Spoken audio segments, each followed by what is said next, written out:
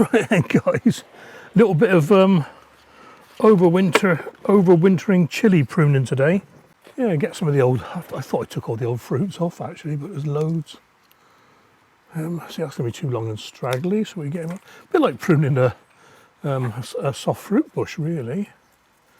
Get some of this dead stuff off. It's always the same. Every time I overwinter chilies, they always get aphids, always. Almost makes you want to give up sometimes, but this year I persevered.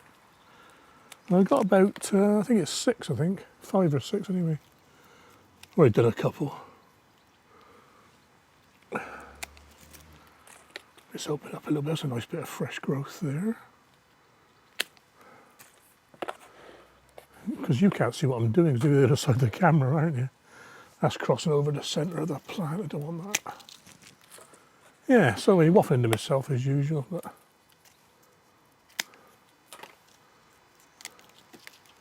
and what I'll do while it's out here, I'll give it a mega good drenching with SB Plant Invigorator.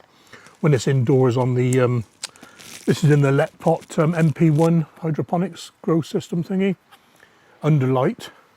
When it's indoors, I'm a little bit gingerly with the spray because it's right next to the wallpaper and everything.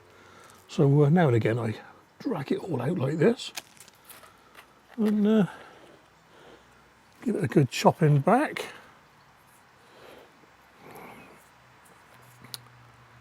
Yeah, that's a big branch. I don't want to cut that one. Oh well. Yeah, we will. Yeah, see, it's nice and green inside. So it's obviously living. Look. Let's cut a few dead leaves off as well. God, does your arms in like this, working up it all the time. That's better already. Those two too close together. Now I'll leave those. See how they grow. That's a bit no good, that one. That's a dead one up there. That'll do. It's actually some fresh new leaves growing, so looking promising this year. I'll tell you what, it won't be long before I'm going to think about repotting this as well.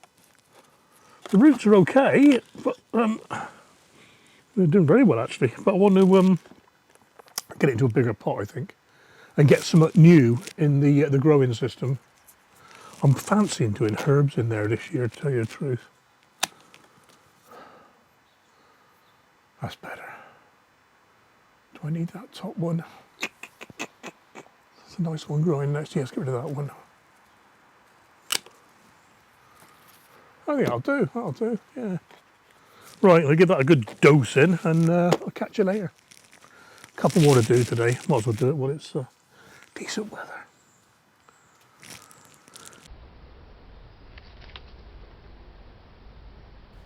Now I know why there's bits of hanging basket liner everywhere.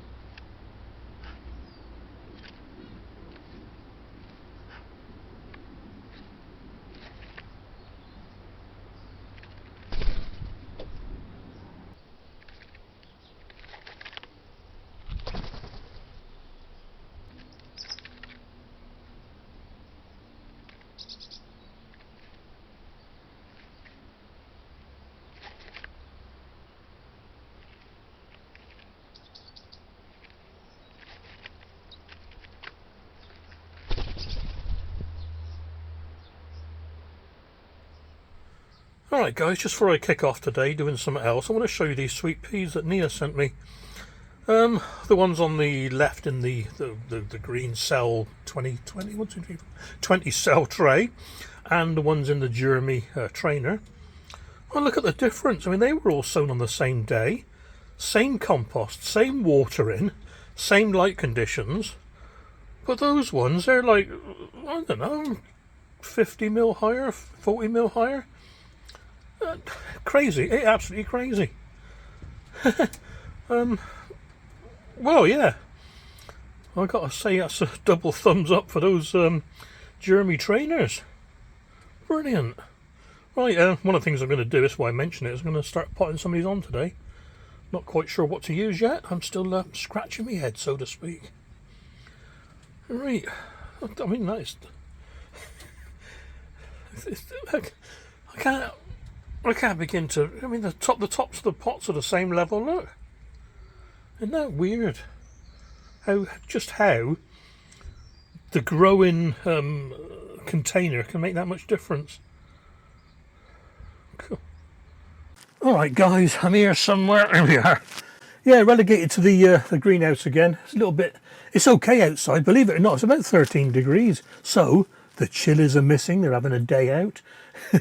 I sat on top of the carrot barrels at the moment. Yeah, so it's a bit misty and, you know, horrible sort of drizzle in the air, so I'm sat in here. So what I'm doing, I want to get my potatoes, or some of my potatoes, sprayed with this Rootiliser. Let me read a little story about it, or the blurb off their website. Take a second, bear with me. The problem: potatoes are hungry plants. The size and number of potatoes a plant creates for you, the harvest depends on the plant's ability to feed this hunger. It is the development of the plant's root structure which determines how much water and nutrition a potato plant can utilise as it grows throughout the year. Helping initial root development is key to growing healthy plants and producing a bountiful potato harvest. The product, Rootiliser. Let me get this out in a second. Let's open the packet, 2 seconds.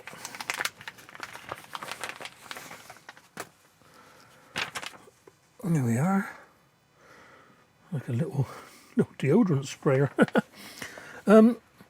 Rootiliser beneficial bacteria is used by commercial potato growers to increase their yield. Rootiliser potato mist has been created as an easy-to-use form for the hobby grower. As the potato seed sprouts, the potato seeds sprout, the naturally occurring Rootiliser bacteria spread along the plant's roots as the potato grows. Rootiliser bacteria, Bacillus atrophius, strain ABI05, naturally live in the soil, and they're able to grow at soil temperatures down to 8 degrees C. They are ideally suited to the lower temperatures experienced here in the UK in late winter and early spring when the potato seeds are planted. Supporting the early plant growth during these lower temperatures is key for the development of a strong, healthy plant producing a high yield of potatoes. I'm halfway through, don't worry. Rootiliser bacteria grow on and around the plant's roots. Both the potato plant and the bacteria benefit from this companionship, with the bacteria feeding on the waste sugars released by the potato plant, and the potato plant benefiting from the extra nutrients the bacteria makes available in the soil. Rootiliser bacteria helps the hungry plants extract more natural nutrition from the soil. Studies with British commercial potato growers and Tesco have also shown that potato plants inoculated with Rootiliser can take up more of the fertiliser applied around the plants. All of this helps produce bigger potatoes and a higher yield. Right, down to the nitty-gritty. How to use. Potato mist is sprayed out of the bottle directly onto potato seeds when chitting. This ensures that bacteria are present and ready to go when you plant out the chitted seed. Apart from spraying Rootiliser onto the potato seeds at chitting, you do everything else as you would do normally, then watch your potato plant take off and wait for the results. Each seed potato receives approximately 8 squirts depending on the size of the seed. Well, these are a bit bigger than these. And the 30ml bottle can treat up to 60 seed potatoes. Any remaining Rootiliser that isn't wasted, it can be added to a watering can with water and drenched onto either the potato plants or any other root crops that you have 4 weeks after planting. So, here we go then. Right, and on the packet it does say potatoes hungry plants, better way to continue. How do you shake the bottle? Spray directly on the tuber, rotate the plants, Rootiliser, wear gloves when handling. Right, that's the big nitty gritty, isn't it? So here we go then.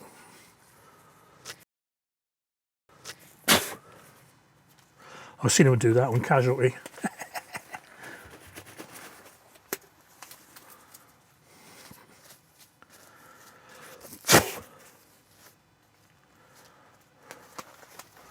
Right, I'm going to start off with, ooh, where are we? Good shake like it says. Right, SSPC. I'm going to do it over these, because any runoff will drip onto them, won't it? So what sort of spray is it? Oh yeah, so yeah.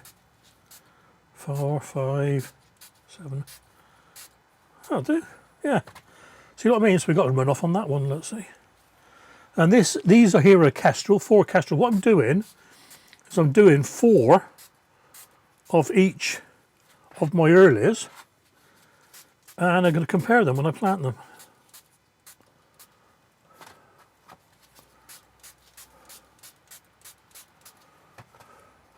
Bonus.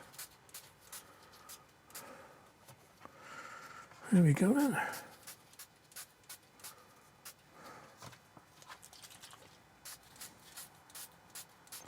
I want to save a few for these condors, so save a bit. And what I've done with these, I've picked potatoes of a similar size to ones that aren't being inoculated. So it's a fair trial, if you know what I mean. Done that one. I don't normally chip main crops, but these are like hopefully going to be grown into big ones.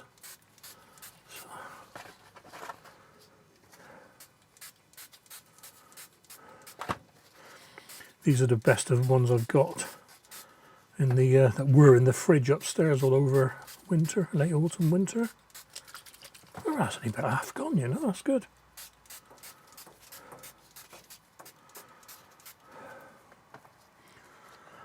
Yeah, what I'm saying now, yeah, but the rest are a little bit smaller, and you know the logic being that the bigger seed potato with these, the bigger better yield. Right, I'm going to put these away, not touch them again. I'll put them under there actually. Back in a second. It's a bit cramped in here today because the place where I normally put my camera up there has got loads of things on it, vegetables and that. Well, I just realised the other reason I can't film properly in here now is I've got the Spider Farmer SF1000 up there and it's in the way of the camera. Right, it's time to pot on the one of, here we are. Is it one? Yeah, just the one. Orange Balm that's rooted. Not bad, a couple of weeks. I'm going to leave the other ones because they're still looking fresh and healthy. But what I want to do them in these Botanians. So I've got these pots and I've got these pellets. These are the soil mix pellets, which is predominantly coir. It says on here, a single pellet will fill a 6 centimetre pot, 2 pellets for an 8 centimetre pot, and I am sure, yeah, 8 centimetres. So what I'm going to do is get one of these out for now. And it says on the soil pellet pack, to prepare, put the pellets in a pot, a bowl or a watertight container, add 50 ml of lukewarm water per pellet. So I've got 2 pellets and I've got 100 ml of lukewarm water. And it says it takes about a quarter of an hour. So I'm doing that. Showed you that that video of the magpies earlier on. I'll tell you what, they're blooming clever. Because when I first saw them, there was 2 pecking away at that hanging basket liner. Now you're probably thinking, why has he left the hanging basket liner outside? Because it is solid coir. And I wanted to see if it would absorb any water. And I'll tell you what, it's as bone dry now as when I put it out there over 3 weeks ago. So that is not going to go in the hanging baskets. But when I startled the 2 of them, the next time they came down, one sat on the fence and one went down pecking up the liner. And I thought, they're bloody clever birds they are. It reminds me of a story a long time ago. The A38 is a big road, used to be a major trunk road up the west coast of England. It goes from Devon right the way up past Liverpool, I think. It was a main road before the M5 was built. And a study was done about the number of crows they were finding dead on the side of the road. And you know, crows are opportunist birds, they eat carrion and whatever. And they're clever, again, they're clever. They'd have one bird, you know, and one would be pecking away at the carrion and one would be a sentry bird. But they couldn't understand why there was so many dead ones. So they analysed the crows, and what they noticed on the crows, this is a dead crow, okay? They were noticing flecks of paint on their feathers and bits and pieces. So they analysed the paint, and it turned out that the paint was predominantly from motorcycles. So they dug into this further, and what they sussed out was that while every century crow can go car, car, not a single one could go bike, bike. Oh God, the old ones are the best. I love that joke. Right, these are growing pretty well, aren't they? Oh dear, don't give up your day job, Steve. Perhaps 100 mils a bit too much. That's a lot. Is that going to fit in there? Yeah. That's certainly less than a quarter of an hour as well, isn't it? And the reason I was trying out that coir liner outside is because I got these new ones from Horty Wool, and they absorb moisture like mad, so I will be using this wool rather than that coir. But that's that's going to be another 2 months yet probably, so I'll bring you back for that one. Right, that's soaked up nicely now. So put that in there, scrape that into there. Oh, and it says on the packet for the pot to water the pot thoroughly so the sides are wet, moist, sorry, damp. So let's get this in here first, because I think the pot's going to take some of that moisture out of there anyway. Well, that was a pretty good estimate, wasn't it, on their part? But then again, they do make them. So again, I'll just leave that a few minutes just to see how damp it's getting, because it's getting wet at the bottom already, look. And what I am going to do while it is dampening, I'm going to put a bit of root grown mycorrhizal in there. Only a little bit. Only a small little pot, isn't it? Oops, spilled that. Give that a mix in as well. And that's getting nice and damp now. I'm going to leave it like that actually. Right, let's get the cutting out. That needs to go in quite deep. So, sorry if my hand's in the way, guys. Here we are.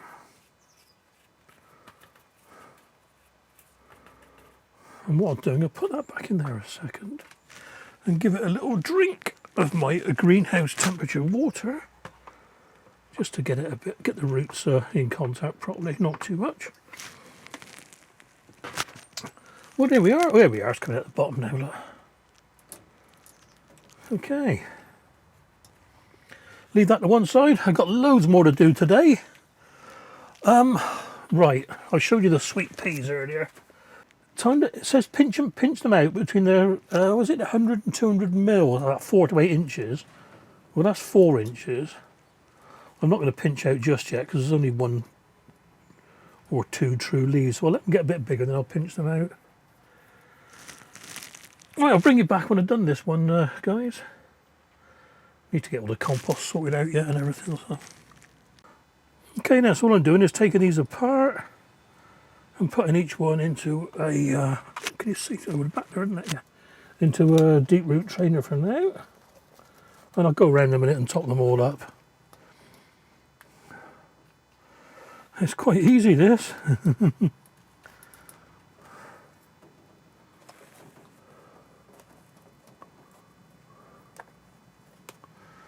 It's hard for me to see if you can see. There we are. And I'll go around, as I top them up in a second. There's a few to go.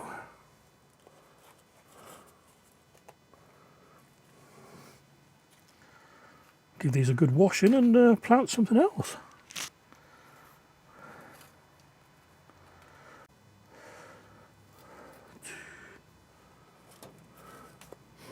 And I'll make a note, I don't think it's going to matter now, but I'll make a note of which is which. And so the other one, I'll plant the other ones up in a minute. Cool. See, that was a bit harder to poke these ones out.